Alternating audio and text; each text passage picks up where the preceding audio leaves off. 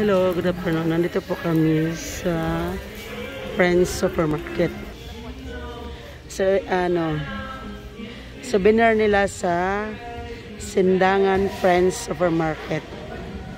Alin ata nila ng Manila yung sombrero. Wala tang sombrero sa Manila.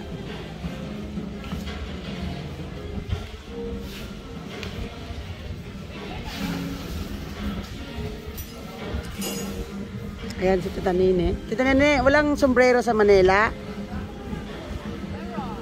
Meron pala eh. Mas mura ba dito? Yan ang Sindangan, Tita Nene. Ano, walang sombrero sa Manila. I found a hat.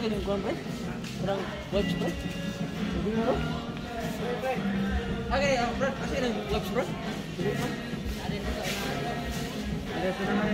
Ah, sa unahan daw. Sa unahan daw. Bakit bibili ka pa? Anita, kumaka na ng kape? Isa lang? Tama na siguro, isa. Hindi ko alam. Ay, no, okay na ba? Hindi ko nga alam magkano to eh. Ah, sige. Ay, kasi pinamigay ko na yung sombrero. Yan. Ang taga Manila, mamimili na ang sombrero dahil sa Manila.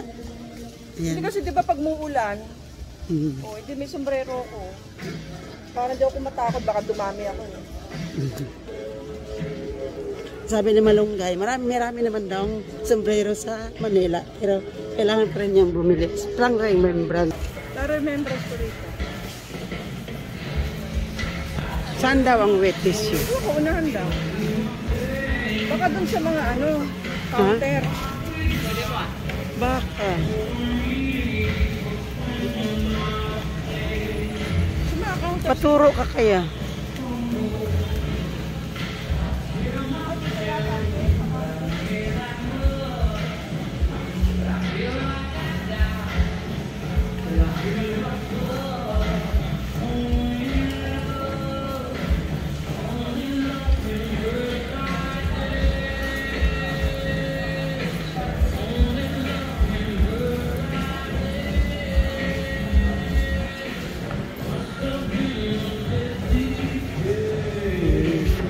Dito ang gayo meron.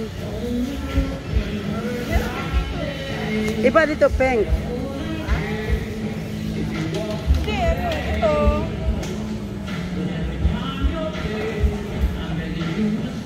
Ito kasi cleansing.